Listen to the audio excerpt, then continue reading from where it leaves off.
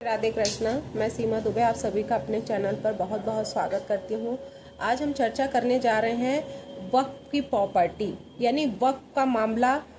कम से कम 6 महीने से चल रहा है, जिसका अभी तक कोई सोल्यूशन नहीं निकला। लेकिन वक्फ संशोधन बिल जो 2025 है वो पूरी तरीके से पास हो गया है, लेकिन सुप्रीम कोर्ट का ऑर्डर जो अंतरिम जो ऑर्डर आने थे वो बाकी हैं, जिसमें अभी गोलमोल उसके अभी नतीजे सामने आ रहे हैं। कभी सिब्बल उसको फंसा देते हैं तो कभी कोई और फंसा देता है। इन सब को लेकर अभी उसका क्लियर नतीजा जो है वह नहीं आ पाया। वहीं पे बीच में आ गया गुरुद्वारे को लेकर अब वो भी वक्फ की प्रॉपर्टी बताई जा रही है कि जहां गुरुद्वारा बना है वो वक्फ की प्रॉपर्टी पर था, लेकिन आजादी से पहले की वो जमीन थी जिस पर दावा अब ठोका जा रहा है। तो उसको पूरी तरीके से कोर्ट ने उसको खारिज कर दिया है कि अब वहां गुरुद्वारा है तो अब उस पर किसी भी तरीके का कोई भी सुनवाई नहीं की जाएगी। वहीं वक्फ बाय यूजर को लेकर जो हंगामा मचा हुआ था कि वक्फ बाय यूजर जो है वो नहीं पारित होगा, उसमें संपत्ति जो है वो औपचारिक रूप से वक्फ के रूप में ही घोषित नहीं की गई है, बल्कि उसमें अगर कोई उसको यूज कर रहा है लंबे समय से, यानी कई सालों से उसको बना के रखा और ये कहा हम इस प्रॉपर्टी पर हम काबिज थे, हम ये प्रॉपर्टी अब हमारी हो गई है, ये प्रॉपर्टी पे हम सालों साल हम इस पर हमारा कब्जा था, तो ये सही नहीं है। तो वक्फ बाय यूजर कहता है कि ऐसी संपत्ति जो औपचारिक रूप से वक्फ के रूप में घोषित नहीं की गई है, लेकिन उसका उपयोग जो है वो लंबे समय से अगर कोई किसी पूजा के लिए या किसी सोशल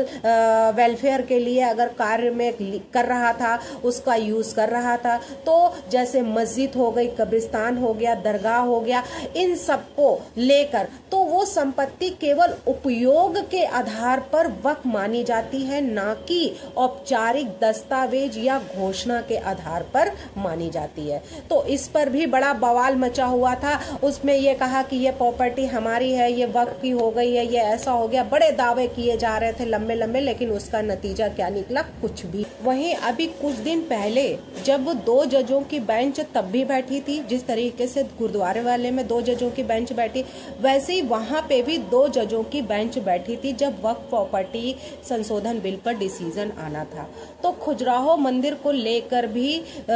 जस्टिस ने जो बयान दिया था कि हिंदू और जैन दोनों धर्मों से संबंधित खजुराहो मंदिर है, और वो उसमें हिंदू और जैन दोनों ही मंदिर हैं, जिनमें से कुछ भगवान जो विष्णु हैं, शिव जी हैं, गणेश जी हैं, सूर्य देव भगवान जी हैं, वो वहां पे बैठे हुए हैं जिनकी लोग पूजा करते हैं हिंदू समुदाय के। वहीं पर कुछ ऐसे भी भगवान हैं जिनको जैन तीर्थकर जो हैं वो उनको मानते हैं, तो दोनों ही समुदाय के लोग वहां दर्शन करने के लिए जाते हैं। तो यहाँ पर जो मंदिर, मस्जिद, गुरुद्वारा, इन सब को लेकर जो ये हंगामा मचा हुआ है कि वक्फ का जो संशोधन बिल अगर पारित हो गया तो ये सब कुछ उनसे छिन जाएगा, सब कुछ उनसे चला जाएगा, चाहे वो दरगाह हो, कब्रिस्तान हो, चाहे वो मदरसे हो, सब कुछ। यानी कि ये कानून अगर पारित हुआ तो मुसलमान जो होगा वो कंगाल हो जाएगा, उसकी सारी प्रॉपर्टियां सरकार के हाथ में चली जाएंगी। ये सारे जो बातें उनको बताई जा रही हैं, तो इन सब से परे, यानी जो गुरुद्वारे वाला जो मैटर आया है तो वो तो बहुत ही बिल्कुल चौंका देने वाला है कि इस तरीके के जो बयानबाजी जो हो रही है, इस तरीके के जो बयान दिए जा रहे हैं कि उस पर उनका कब्जा था, वो पहले से ही उनका वहाँ पे वो मस्जिद थी वहाँ पे, और इसको अब वहाँ पे गुरुद्वारा बना लिया गया। तो क्या है कि प्रॉपर्टी एक्ट में पजेशन को डिफाइन किया गया कि पजेशन क्या होता है, ऑनरशिप क्या होती है। तो पजेशन का जो मीनिंग होता है वो किसी भी वस्तु का या संपत्ति का अगर उस पर फिजिकल उसका कंट्रोल है, यानी वहां पे वो वाकई में फिजिकली तरीके से रह रहा है, तो वो उसका कब्जा होता है कि भाई हमने, या फिर फॉर एग्जांपल है रेंट पे हमने दे दिया, मालिक तो हम है लेकिन हमने रेंट पे दे दिया, तो अब उस कमरे पे, उस घर पे उसका जो है कब्जा हो गया, अब वो उसका जो है पजेशी हो गया, यानी कि उसका फिजिकल जो कंट्रोल है वो उसके हाथ में, वो कब गेट बंद करेगा, कब वो लाइट ऑन करेगा, कब बंद करेगा, उसमें मेरा कोई इंटरफेरेंस नहीं होगा। जबकि ऑनरशिप यानी कि अगर उसका जो स्वामित्व है, मालिक है, उसका अगर पूरी तरीके से उस वस्तु पर या किसी प्रॉपर्टी पर कब्जा है तो वो कानूनी अधिकार है उसका, यानी कानूनी रूप से उसका पूरी तरीके से उस पर कब्जा है, उस पर कंट्रोल है, यानी कि और उसको किसी भी तरीके से कोई भी उसको खाली नहीं करा सकता है। स्वामित्व वस्तु के कानूनी मालिक होने का दावा करता है कि हाँ वाकई में कानूनी रूप से इसका ही घर है, और इसको अगर जरूरत होगी तो वो सामने वाले से कहेगा कि भाई हमें इतने महीने बाद या इतने दिनों बाद हमें जरूरत है और आप अब इस घर को खाली कर दो। तो वो जो उसका फिजिकल कंट्रोल उस पर था, यानी पजेशन था, कब्जा था, वो उसको उस पर खाली कर देता है। लेकिन जब हमारी लिखा पढ़ी हो गई है कि 1 साल के बाद हम इसको खाली कराएंगे, उससे पहले हम कुछ नहीं बोलेंगे, तो वो उसका कंट्रोल होगा, यानी कि उसका फिजिकल कंट्रोल यानी पजेशन रहेगा, और उससे पहले वो मालिक उसको खाली नहीं करा सकता है। तो इसी तरीके से वक्फ की जो प्रॉपर्टी है, तो वो वक्फ की प्रॉपर्टी पर वो हक जो है जमा के जो रखे हैं कि ये भी हमारा, वो भी हमारा, यानी कि लखनऊ का इमाम बाड़ा वो भी कल को कह देंगे कि ये भी हमारा है। यानी एयरपोर्ट को वो घोषित कर चुके, महाकुंभ की जमीन को घोषित कर चुके हैं, बंगाल का ईडन गार्डन जो है उसको घोषित कर चुके हैं कि ये वक्फ की प्रॉपर्टी, तो सब वक्फ की है। तो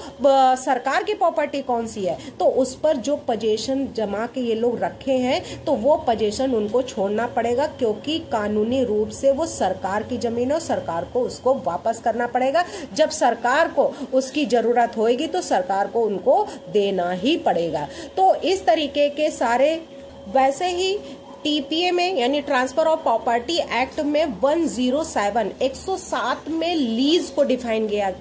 गया है कि लीज यानी लेसर और लेसी। लेसर वो होता है जो देने वाला होता है, लेसी जो होती है वो लेने वाली होती है। अगर हम कोई भी प्रॉपर्टी हमने लीज पर किसी को दे दी है तो उस पर हम ओरली भी एग्रीमेंट कर लेते हैं और रिटर्न में भी एग्रीमेंट कर लेते हैं, और वो प्रॉपर्टी हमने उसको 6 महीने साल भर के लिए दे दिया। फॉर एग्जाम्पल है कोई खेत है, हम उस पर, हमारे पास टाइम नहीं, हम शहर में रहते हैं, हमारे खेत पड़े हैं गाँव में, हमने कहा कि भाई इस पर जो है तुम्हें जो भी उगाना है आप उगा लीजिए। उसको हमने 6 महीने के लिए, साल भर के लिए लीज पर दे दिया। उसमें जो पैसा था वो हमने ले, अब उसमें जो फसल आती, अच्छी होती खराब होती, उसकी जिम्मेदारी उसकी है, उसको उससे जो हमें लेना था वो हमने 1 लाख 2 लाख जो लेने थे वो हमने ले लिया। तो ये लीज पर है, यानी उसको पजेशन केवल दिया है, फिजिकल कंट्रोल हुआ है, ना कि उसका वो उस चीज का ऑनर हो गया। तो उसी तरीके से है लीज का, है कि अ लीज ऑफ इमोबल, यानी लीज की जो डेफिनेशन है 107 में दी गई है टीपीए में, तो उसमें कहता है अ lease of immovable property from year two year, यानी ईयर टू ईयर और for any term exceeding 1 year or reserving a yearly rent can be made only a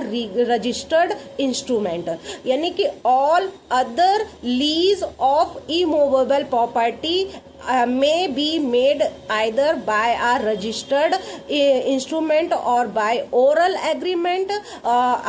accompanied by delivery of possession, यानी अगर उसका possession है, यानी कि हम orally भी हम उस पे एग्रीमेंट कर सकते हैं, लेकिन रिटर्न में जो हुआ है 1 साल के लिए तो उसमें वो कोई भी बेईमानी नहीं कर सकता। ओरली में वो भी यानी कि बेईमानी कर सकता है, फर्स्ट पार्टी भी और सेकंड पार्टी भी। तो इसी तरीके से जो वक्फ की प्रॉपर्टी है कि वो कह रहे हैं हमारे इतने सालों के डॉक्यूमेंट्स हैं, मैं कैसे उसको दे सकूं, कैसे मैं आपको दिखाऊं, वो तो खो गए हैं, गल गए हैं, ऐसा है जिस तरीके से सिब्बल जी ने कोर्ट में ऐसा बयान दिया। लेकिन क्या है कि जब राम मंदिर इतने सालों पुराना, उसके डॉक्यूमेंट्स, उसका जो है डिसीजन हो गया, तो ये वक्फ का डिसीजन क्यों नहीं हो सकता। तो उस पर इस तरीके के बयान करके वक्त बर्बाद नहीं किया जा सकता है, ना कोर्ट का और ना ही सरकार का। तो अगर वो प्रॉपर्टी आपकी नहीं है तो उसको सरकार को वापस देना ही पड़ेगा। अब इस पर भी बड़ी चर्चा बनी हुई है कि वक्फ संशोधन जो विधेयक यानी कि जो बिल था उसमें जेपीसी की मंजूरी जो थी वो सत्ता पक्ष के 14 जो संशोधन थे, अमेंडमेंट थे, उसको क्यों लागू किया गया और विपक्ष के जो सुझाव दिए गए थे उनको क्यों खारिज किया गया था। तो ये जो कहा गया था कोर्ट में कि वक्फ संशोधन जो बिल है वो संयुक्त यानी कि संसदीय समिति यानी जेपीसी की जब बैठक हुई थी, उस बैठक में 44 अमेंडमेंट जो है उनकी चर्चाएं की गई थी। उसमें बीजेपी के जो एनडीए के सांसद थे उनके संशोधनों को जो था यानी कि जो अमेंडमेंट है उनको एक्सेप्ट कर लिया गया था, लेकिन जो अपोजिट पार्टियां थी उनके जितने अमेंडमेंट थे उनको सिरे से ही खारिज कर दिया गया था। तो ये सारी बातें उठाई गई थी। वहीं उन्होंने कहा, बीजेपी सांसद जगदम्बिका पाल ने जो बात कही थी कि एनडीए जो सांसद थे उनकी ओर से जो पेश किए गए थे 14 जो अमेंडमेंट थे उनको इसलिए स्वीकार किया गया था कि वाकई में वो एक्सेप्ट करने लायक थे और उनको स्वीकार किया गया था। लेकिन सभी यानी पार्टियां हमने दोनों को सुनी, लेकिन जिनके संशोधन वाकई मजबूत थे उनको पारित किया गया और जो थे उनको हमने खारिज कर दिया। तो इन सब को लेकर जो गुरुद्वारे वाली बात आई है तो वो अब किस कदर से सुप्रीम कोर्ट ने उसको भी खारिज किया है। अब वहीं जो वो तकिया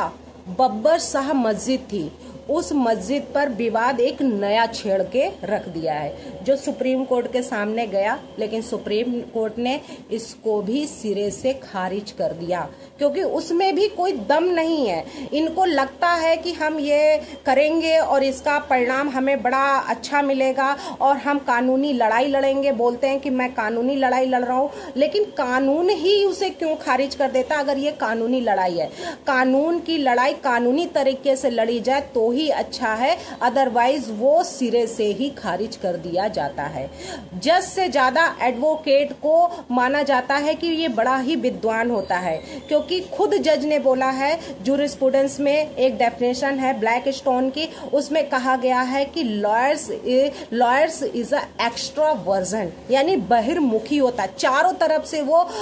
ध्यान लगाता है और मैटर ढूंढ के लाता है और फिर उसमें मेहनत करता है, फिर कहीं जाके वो कोर्ट में पेश करता है और फिर बताता है कि इसका ये सॉल्यूशन निकला है। फिर उसमें ग्राउंड्स देख के जज उस पर डिसीजन देता है। लेकिन क्या है, इनको क्या है कि कोर्ट भी बेकार है और वकील भी बेकार है। तो कौन सही है? उनके उसमें है कि कानून ये कहता है, हमारी किताब ये कहती है, शरीयत एक्ट बोलता है, ये हमारे जो वक्फ एक्ट है उसमें ये कहा लिखा हुआ है, ये हमारे उसमें नहीं है, हम तो उनको मानते हैं। तो ये सब बातें बिल्कुल बेकार है। यानी कि कोर्ट कानून अगर बना हुआ है तो इस कानून के आधार पर ही डिसीजन दिए जाएंगे, चाहे वो कानून किसी, यानी कि इसमें ना हिंदू देखा जाता, ना मुस्लिम देखा जाता, ना सिख, ना ईसाई, कानून सबके लिए एक है। कि ऐसा मुंबई का एक केस है कॉन्स्टिट्यूशन में सेकुलरिज्म को बड़े अच्छे से डिफाइन किया गया, जो आर्टिकल 25 से लेके 28 तक दिया गया है। 28 तक सभी को बताया गया कि फ्रीडम ऑफ रिलीजन, यानी जो आपके रिलीजन यानी जिस भी भगवान को जो मानना चाहे उसको मानेगा, उसको बाउंड नहीं किया जाएगा कि आप मंदिर में क्यों जाते, मस्जिद में क्यों जाते, मजार में क्यों जाते, आप चर्च में क्यों जाते, आप गुरुद्वारे क्यों जाते। किसी को भी कुछ जिसकी जो मर्जी होगी उस भगवान को मानेगा। इसीलिए सेकुलरिज्म की डेफिनेशन उसमें बड़े अच्छे से डिफाइन की गई है। तो अब क्या है कि यहाँ गुरुद्वारे पर दिल्ली वक्फ बोर्ड का जो दावा है तो उसको उन्होंने ये कहा है कि 1953 में ये जमीन जो थी वो उनकी थी, जिसे उसके मालिक ने उन्हें बेच दिया था, इसलिए वह वक्फ की अब नहीं रह जाती है, ये कोर्ट ने कही है। उसी में कोर्ट ने यह भी कहा है कि इस जमीन पर जो दावा ये कर रहे हैं वो दावा बिल्कुल भी सही नहीं है और इस पर सुप्रीम कोर्ट ने दिल्ली के शहादर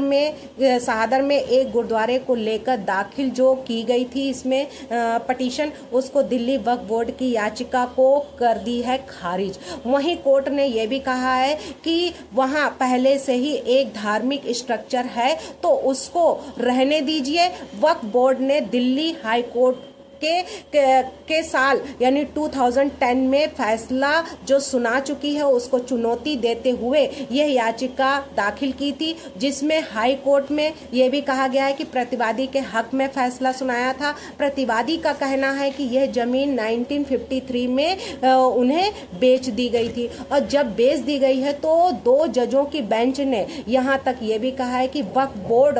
से कहा है कि खुद ही अपना दावा वापस लेना चाहिए। याचिकाकर्ता की तरफ से सीनियर एडवोकेट जो थे उन्होंने ये बात कही है। मस्जिद, वहां अगर मस्जिद थी लेकिन अब वहां किसी तरह का गुरुद्वारा है तो इस पर कोर्ट ने वकील से कहा है कि किसी तरह का नहीं, वह उचित रूप से फंक्शनिंग गुरुद्वारा है तो अब इस पर कोई भी दावा नहीं ठोका जा सकता, आपको खुद अपना दावा वापस ले लेना चाहिए। तो इस तरह के जो दावे यहाँ पे किए जा रहे हैं उस दावे को खारिज करते हुए कोर्ट ने अपना डिसीजन अब सुना दिया है। यहाँ तक कि वक्फ बिल को लेकर वैसे भी देश में, भारत में बवाल मचा हुआ है। मुस्लिमों को जितना बवाल करना था, चाहे वो अवैसी हो चाहे कोई भी हो, धरना भी जंतर मंतर पर दिए गए, लेकिन जो बिल लीगल है तो उसको पास करने के लिए सरकार पीछे नहीं हटेगी और सरकार इस बिल को पास कर लिया है। और इस बिल को सभी को, यानी कि जो बड़े बड़े हैं जिनके पास खुद वक्फ की इतनी प्रॉपर्टियां हैं करोड़ों रुपए में, उस पर कब्जा करके रखा है, लेकिन उसका फायदा सिर्फ बड़े नेता ही उठा रहे हैं, ना कि किसी गरीब को मिल रहा। क्योंकि वक्फ की प्रॉपर्टी दान में दी जाती है और दान में किसको दिया जाता है? जो गरीब होता है वो उसको दिया जाता है गिफ्ट, लेकिन वो उनके तक पहुंच ही नहीं पाता है। तो यहाँ तक कि कई ऐसे मुस्लिम हैं जो इसका खुद विरोध कर रहे हैं कि वक्फ बिल पास हो जाएगा तो वाकई में हमें इसका बेनिफिट मिलेगा, जिनको इसका बेनिफिट अभी तक नहीं मिल पा रहा है। तो ये लीगल तरीके से उनको, यानी जो इसका हक है, जो इस हक पाने का अधिकारी है उसको ही वक्फ की प्रॉपर्टी मिलेगी, ना कि किसी और की, कि करोड़ों करोड़ों की प्रॉपर्टियां वो वक्फ की बताकर अपने कब्जे में करे हुए हैं। बड़े बड़े स्कूल बने हुए हैं, बड़े बड़े खानगाह बने हुए हैं। इन सबको देखते हुए ये डिसीजन लिया गया है और ये डिसीजन जो भी है वो लीगल है, ना कि इलीगल है। इसका समर्थन हिंदू ही नहीं मुस्लिम भी कर रहा है और ये बिल पास होने से सभी को बेनिफिट मिलेगा, ना कि इसका किसी को लॉस होगा। इसलिए गुरुद्वारे वाली जमीन को लेकर भी जो इन्होंने वक्फ की प्रॉपर्टी बताई तो उसको भी कोर्ट ने सिरे से खारिज कर दिया है कि ये अब गुरुद्वारा ही रहेगा, ना कि कुछ और। भारत माता की जय। वंदे मातरम। जय श्री